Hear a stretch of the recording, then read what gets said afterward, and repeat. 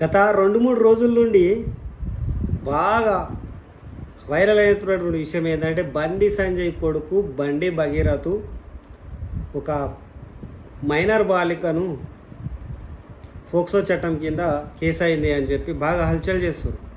సరే, అది రేవంత్ అన్నకు తెలిసింది. రేవంత్ అన్న కూడా దీని మీద రియాక్ట్ అయ్యి పోలీసు వాళ్ళు అధికారులను పిలిపించి ఎందుకు దీని మీద డీలే అవుతుంది, దీనికి గల కారణాలు ఏంది, సమగ్రంగా విచారణ చేసి నిందితులకు శిక్ష పడేలాగా చేయండి, వీలైతే టాస్క్ ఫోర్సు ఒక బృందాన్ని ఏర్పాటు చేయండి, స్పెషల్గా టీంని ఏర్పాటు చేయండి అని చెప్పి చెప్పిండు. ఓకే, ఆయన ఆర్డర్లు ఇచ్చిండు.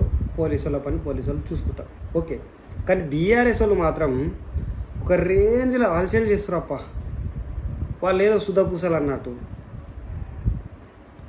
ఎందుకంటారు ఈ మాట అంటే, బీఆర్ఎస్ పార్టీకి కనీసం పోక్సో గురించి మాట్లాడే కనీస నైతిక హక్కు కూడా లేదు, వీళ్ళకు విలువలు కూడా లేవు. కానీ సిగ్గు శరం ఏం లేకుండా ఈరోజు రోడ్ల మీదకి ఎక్కి ఏదో వాళ్ళు ఏదో ఆడపిల్లలకు న్యాయం చేసేటోళ్ళ లేక, వాళ్ళ పార్టీలు ఏదో ఆడపిల్లలు అంటే గౌరవించేటోళ్ళ లేక పెద్ద నీతులు చెప్పుకుంటా ధర్నాలు చేస్తారు. పెద్ద పెద్ద లీడర్లు కూడా మాట్లాడుతుంది దీని మీద. ఎందుకంటారు ఈ మాట అంటే, వాళ్ళ హయాంలో గవర్నమెంట్ ఉన్నప్పుడు వాళ్ళ హోంమంత్రి మహమూద్ అలీ కొడుకే ఫోక్సో కేసులో నిందితుడు. వాళ్ళ మీద ఏమైనా చర్యలు తీసుకున్నారా? ఏం తీసుకోవాలి. అంతేకాకుండా సల్మాన్ ఖాన్ అని చెప్పి కొత్తగా వచ్చింది ఇప్పుడు ఒక ఆయన లీడర్, కేటీఆర్కి అత్యంత సన్నిహితుడు. ఆయన పేరు మీద కూడా కేసులు ఉన్నాయి, ఫోక్సో కేసులు. మరి ఆయన మీద ఏమైనా చర్యలు తీసుకురా అంటే అవి కూడా లేదు.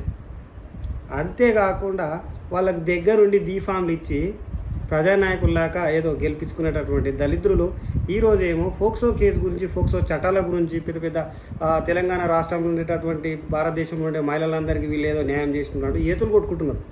శరం ఉండాలి కొంచెమన్నా మాట్లాడనీకి. ఇప్పుడు రేవంత్ అన్న చూడండి, పోలీసు వాళ్ళ అధికారులను అడుగుతాడు, మీరు ఎందుకు ఇంకా లేట్ చేస్తారు, ఆలస్యం ఎందుకు చేస్తారు మీరు అని చెప్పి. మరి మీరేమో కేసులను అన్నింటినీ మర్చిపెట్టి మూలకు పెట్టి ఆ నాయకులను మీ సంకలా చేర్చుకొని వాళ్ళకి టికెట్లు ఇచ్చి గెలిపించుకున్నారు. మీరు మాట్లాడడానికి కనీసం అర్హత ఉందా? ఫోక్సో కేసుల గురించి మాట్లాడడానికి అర్హత? జనాలు నవ్వుకుంటారు మీరు చేసే ఎర్రశాతలను చూసి.